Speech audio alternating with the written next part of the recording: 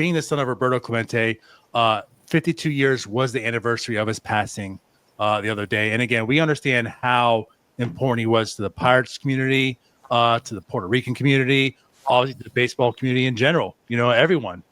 And there's something we have talked about as well on here. And, we figured we'd talk to you about it before, but we had Congressman on here to talk about the coin, the Roberto Clemente Coin Act that's being introduced, and actually has passed one part already as well. So again, we got like the perspective of, the congressman, right? The blue collars, or the white collars, I should say. To have you on, maybe talk a little about this, like your part in this and whatnot. Tell us about what the coin represents. Let me share this with you. I was watching years ago. I was watching during Black History Month a documentary where it included this Navy ship.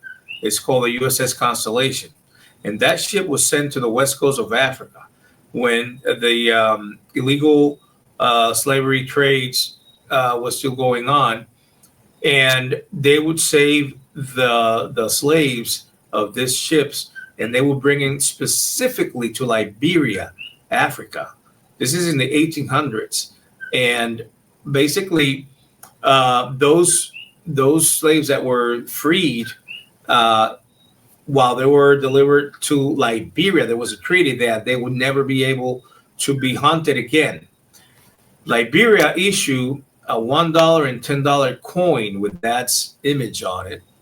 And at that point is when I saw this documentary, when I realized how amazing and how important this was. And I'm pretty sure a lot of people don't know about it. But imagine if this country, it specifically Liberia, Africa, was dealing with the human rights back then, and they recognized that with 2 coins. Imagine how important it is for us to be able to accomplish the task of getting coins issued in the U.S. Treasury, Department. And I think it's one of the greatest honors that are still there, lingering, that would really put that, where he totally deserves. And I understand it will be the first Latino to receive this honor, to do this commemorative coins. And that's why. But now, because here's the thing, because the period of 2024, we're in 2025 already. We got to get our mindsets, in place. Now the whole process has to start again, because it was not completed in 2024. So that's what we're pushing and moving to see now if Congress and also the House of Representatives then once again will vote in for this to take place. So we've talked to Congressman DeLuzzi a couple times now about the coin in Pennsylvania as well. What would it mean to the Puerto Rican community having that coin? You have no idea how many people have called me, contacted me when they heard the news.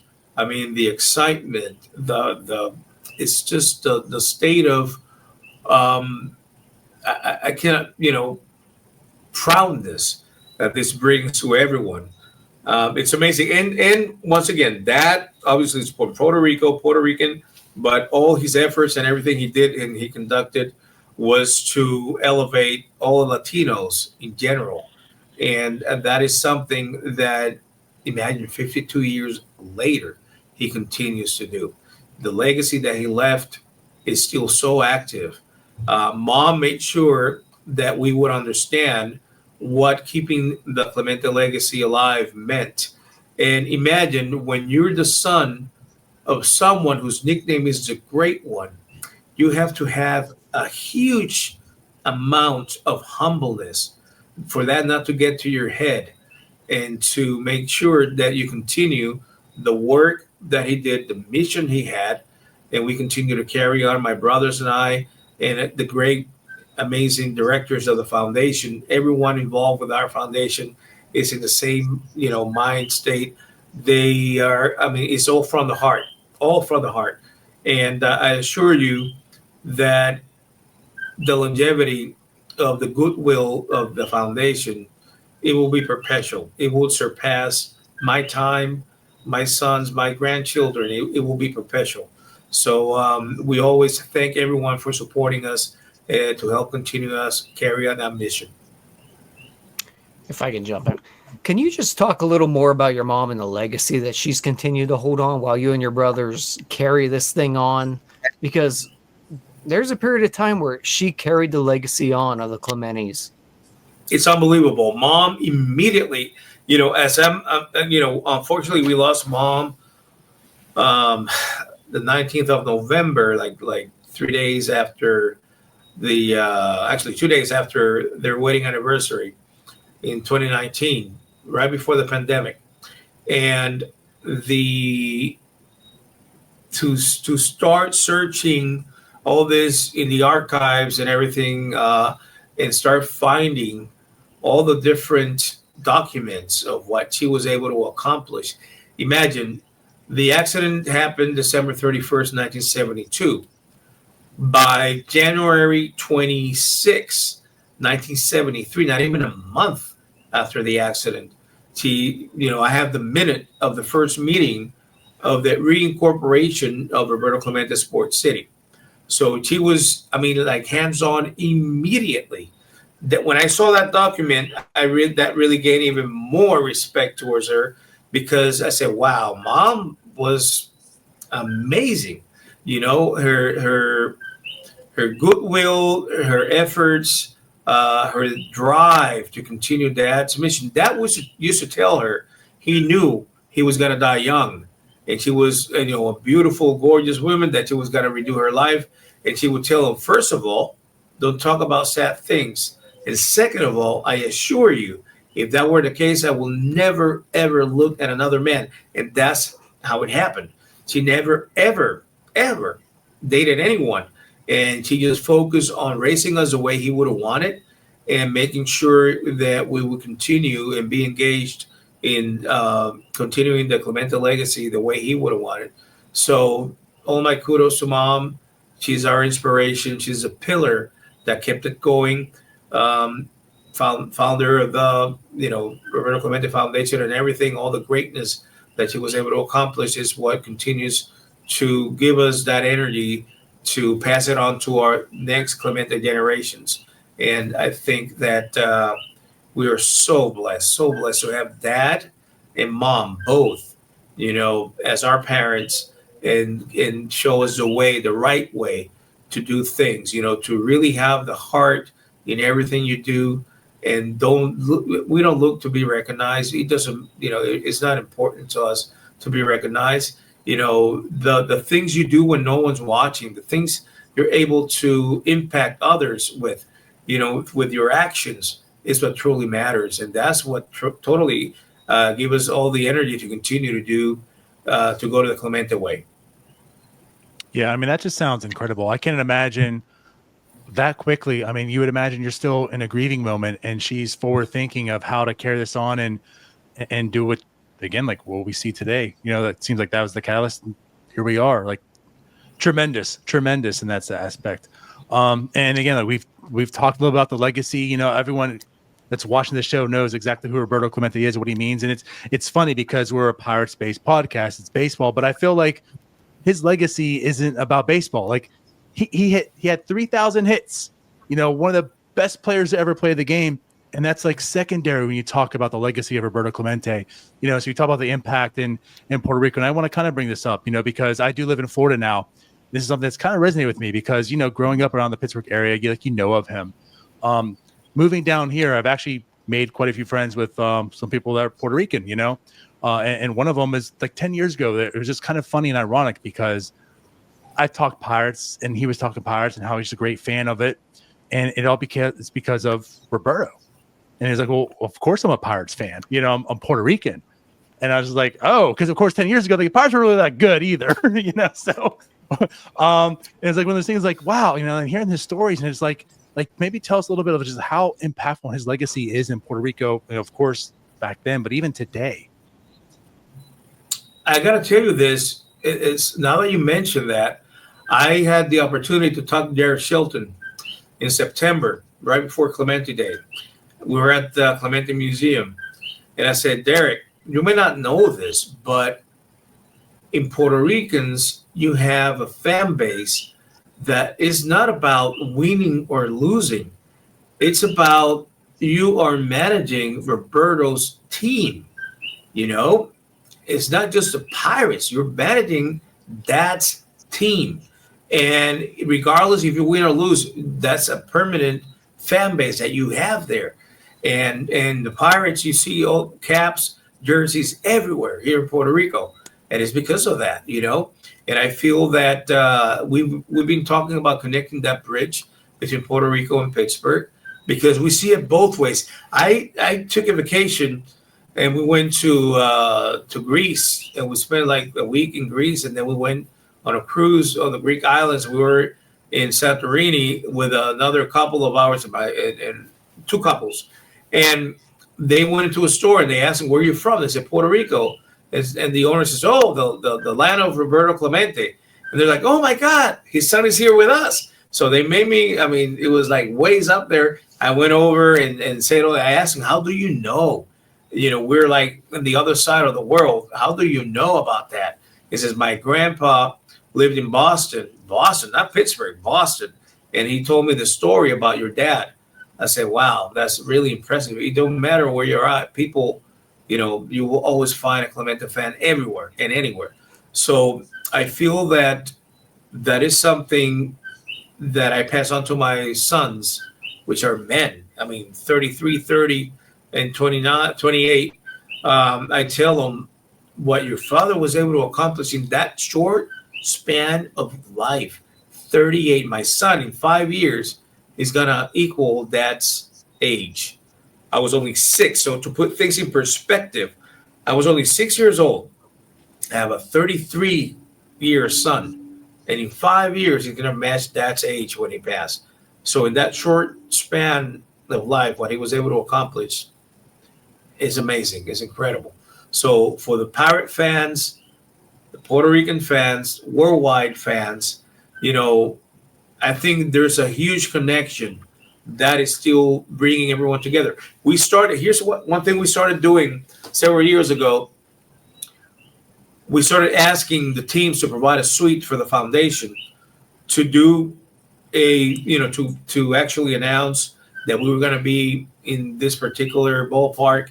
All the fans any fans that wanted to come and watch the game with us, we would do a silent auction inside the suite, and we'll do like really, really cool things, right? And at a certain time, what I do is I closed the access to the outside of the suite, and everyone's inside. So now we're in a circle, and everyone has to speak. Everyone has to identify themselves, where they come from, why are they there, why did they choose to come and watch the game with us, and everything. So the first time we ever did that, I saw 3 guys wearing the same jersey. Mind you, they don't know each other yet, right? But they're there for the same reason. And I said, "Oh my God," it sparked in me. I said, "These guys don't know each other, but they're teammates. You know, these guys are truly teammates. They're here for the same reason, same purpose." And it's just started something that I think it sparked an idea that we're going to be pursuing very soon.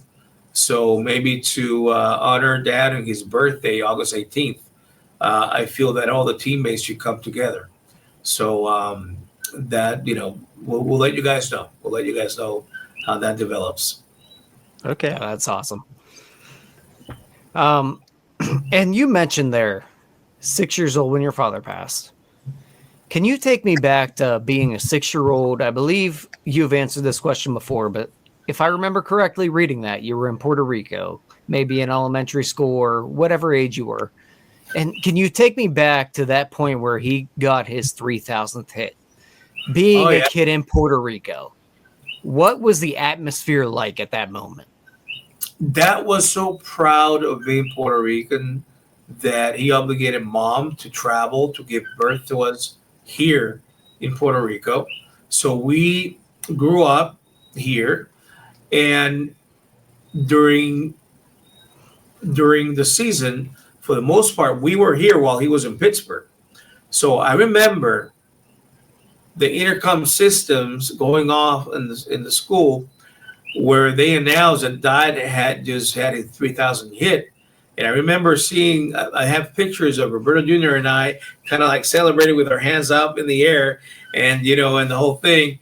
And oh my God, I remember the school went just ballistics. It was just insane. And then we went to our grandma's house, or Dad's mother's house, and celebrated with them there.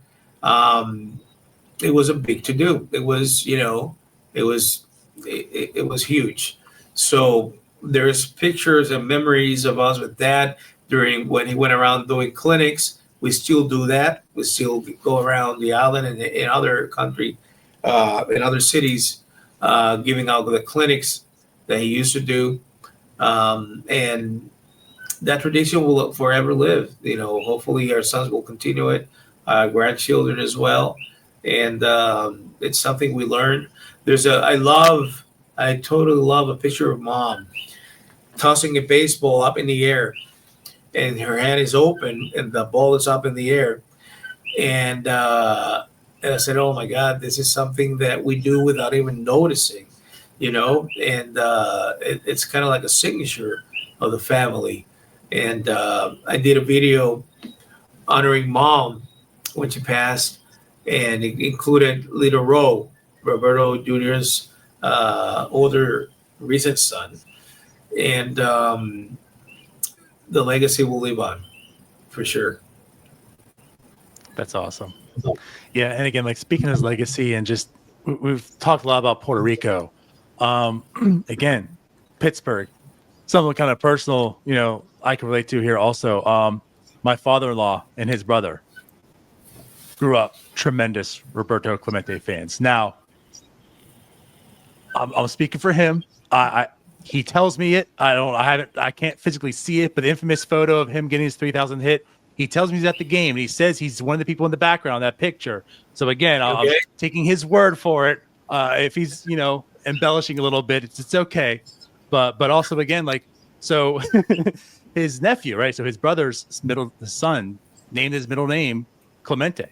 So like, it's again, like your father, that's how much he meant to people, again, like in Pittsburgh even. So yes, my cousin-in-law, I guess you put, a middle name is actually Clemente. It's amazing how many newborns were given Dad's name, or Clemente Arkwright, or Clemente, you know, no Latino blood in them, right? But they would still give Dad's name somewhere in their name. And how many birth certificates Mom dedicated for those newborns is amazing. You know, wow. It's really, it's like there's a boxer that won the title here in Puerto Rico, I think for Philly, and him and his, when I saw his wife, you know, I was impressed by the way, very businesslike, the way she dressed, very businesslike, and he was like he was literally, he had like a baby in a stroller, and he's sitting, instead of like yelling and shouting, I told you guys I'm the champ, I did it, I was gonna, none of that. He's sitting, and everyone's coming towards him, and he's just like strolling that stroller back and forth. The promoter of the fight sees me at the hotel. They says, have you met the champ yet? I said, no, I haven't had the privilege yet. When I was introduced, he was like very calm and everything. And when he told them who I was, he lit up and says, what? Wait, hold on.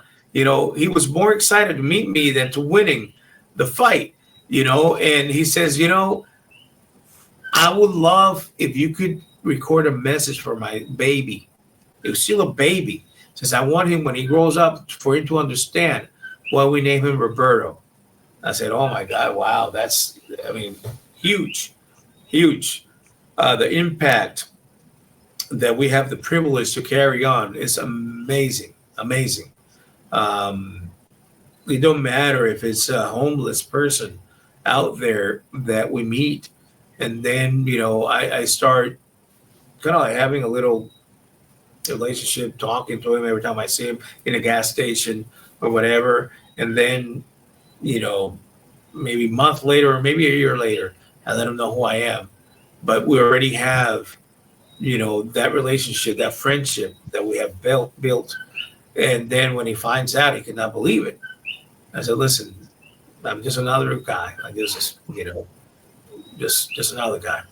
And they're like, oh my God, it's incredible, And other people, how do you know him? You know who he is? Or sometimes, it happens before because someone recognizes me and says, you know who he is? I had a guy that used to call me El Indio, the Indian. And it says, that's Clemente's son. So I have been interacting with him for the longest time. And one night, someone says, do you know who he is? He says, that's Roberto Clemente's son. He says, no way. When I come out, I said hello. When I came out of the store, he says, listen, is it true you're Clemente's son? I said, yes, I am. I'm the second son, Luis Roberto. He says, do you remember David Such? I said, sounds familiar. Yeah, he was the organizer of Las Batuteras. Let me see, Batuteras is like, the when they have the girls that do the choreography with the little baton that you throw it up in the air and this, that, whatever. Mm-hmm. So he had one that the name of that group was Pirate 21, Las Piratas 21. And says, I'm that little blonde kid that used to go to your house. Oh my, you guys have no idea. I said, you gotta be kidding me. There was something about him that, I never brushed anyone away or whatever, but there was some sort of connection I felt with him, and I had no idea until he recognized who I was and then told me. He used to go to our house when he was a little kid, and now he was a homeless guy playing the guitar and the whole thing. I mean, it's amazing. Really, really amazing. Yeah, it definitely does travel throughout because I'm from small town Ohio over here, and personally myself, I wore number 21 in a little league because my father wore 21 because he was the biggest Roberto Clemente fan I've ever known. So I just followed along with my father and then learned all about your father during it. But can you speak a little bit to maybe the connection with Puerto Rico and Pittsburgh now, where we're at, and where maybe you might want to see Pittsburgh maybe get better at the professional baseball level, attacking more of the Puerto Rican talent, because right now I don't know if they have much of it. I feel that baseball is a very interesting sport. The decisions you make to make the team better, and the different moves that comes, with it and everything, is very complex. I feel that the Pirates have had great momentum. The Pirates have had great fan base, and I feel that I don't like to get into the full details of, everyone is an expert, right? But then when you come to making those decisions, it's really hard. It's totally really hard, and you got to look for the best for the team and everything. I've had even Kevin McClatchy was part of our board at one point, and we've always had support from the Pirates, and like we're saying, we're truly family. I feel that the Pirates we can always count on us, and sometimes we would like to even have more input, probably in what we see that could be beneficial for the whole system, the team, the whole system. But we, like Roberto Jr. says, we were born with an eye patch. We were born Pirates. I had the privilege to play for the Pirates in the minors. I signed for the Pirates. Roberto Jr. signed with the Phillies. I have no idea back then. There were no cell phones, but somehow, there was no social media, got a hold of our home number, and they were exploding that. Oh my God, they were calling nonstop, asking Mom, how is that possible? You allow this to happen? You had to be a Pirate, not a Philly. And oh my God, forget it. It was like crazy. I remember that. I had the honor to sign with the Pirates back in '85, and unfortunately, I had a hairline fracture on my shoulder. And that, to be able to see it, you had to have MRI with contrast, which not even MRI was available back then. you know. But we totally. Roberto lives in Pittsburgh. Roberto Jr. is there. His sons were born in Pittsburgh. The youngest ones, the three youngest ones. And our love for Pittsburgh, I used to fight and argue, not fight, but argue with my teachers because every time you would come back after the summer, you would have to write an essay of what you did during the summer. And they will always try to correct me. And I would argue back because they said Yins was not a word, you know, and I would say, come on, you know, of course it is. Watch who you're saying that around. So yeah, halfway we even and here's how much we love Pittsburgh, so you'll understand. After the accident, Mom bought a house in Green Tree, right on Orchard Spring Road, right across from the St. and Jude. You know, that's the next street over. That was Green Tree, and I'm Scott, in Scott Township and all that. We spent our summers there, and the way that neighborhood embraced us after losing Dad. Mom would give us the do's and don'ts when, you know, before we got there. And the very next morning, the first morning when we woke up, the doorbell rang, and when we looked outside the window, there were at least 60 kids. Wiffle ball, bat ball, on. It was on. We started playing wiffle ball, I mean, all summer. And, you know, it gets dark later in Pittsburgh, so we will be out all day playing wiffle ball and everything. And, you know, so it helped us get through the pain, get through, you know, all the stuff to the point we wanted to move to Pittsburgh.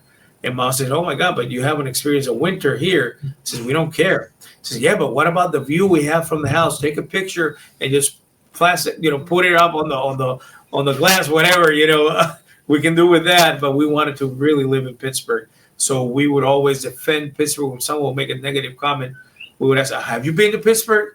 They said, no. I said, well, what are you talking about then? You know, we were the biggest defenders, and we still are, from Pittsburgh. Pittsburgh is in our hearts. Pittsburgh fans meant so much for Dad.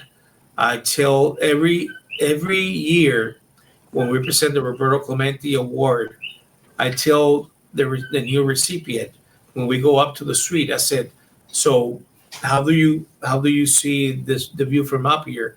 She says, oh, it's kind of weird, you know. I said, well, there's a lot of fans that this is what they know, and this is the perspective they get from the game, and they still come to watch you guys play. You always have to treat the fans the right way, and this is what Dad always did. And I feel that, you know, like you said, the fans pay for my salary. I owe everything to them, and I'm going to give them the best day in and day out. So I tell the guys, never forget the fans. They are who make this game a great game. Well, sounds like we need to catch a game with him. Right? Yeah. Right? Yeah, definitely. Definitely. Well, really appreciate you coming on. Before we go, I just want to ask, you did bring it up. I mean, it's only been a few years since you're in the Gulf Coast League, just a couple. I know the Pirates have had some issues maybe finding a really good steady right fielder. You still have the cleats? Thinking about coming back 2025, play for the Pirates in right field? It's going to take a little workout, but let me see if I get ready by April, and so we'll see. All right. So after you're done celebrating your 3-month-long holiday, maybe coming out to Bradenton and see what you got still? Oh, my God. I'm telling you, I play with a passion. You know, that thing that we have, the spark that we bring to the game, is that we used to slip in our uniform, you know, every Friday night. So next morning we'll be ready to go and start playing. It's we cannot describe what baseball means to all of us. You know, when you saw Baez, you know, running back towards home plate, that famous play, that's you know, had to do it, didn't you? You had to mention that to us. Yeah, I had to mention it. That's the spark we bring is different. Yeah, you could have picked any other play. Your dad throwing from the wall in right field, 500 feet away. No, you picked the one play. It was against the Pirates, wasn't it? Yeah. Yeah. But that's a passion.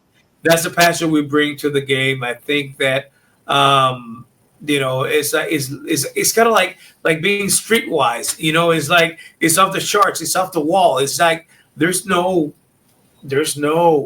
I don't know. There's no set rules or whatever. You got to play. You got to do whatever it takes to get to base and score. A run. That's all that is in our heads. However you get it done, it don't matter.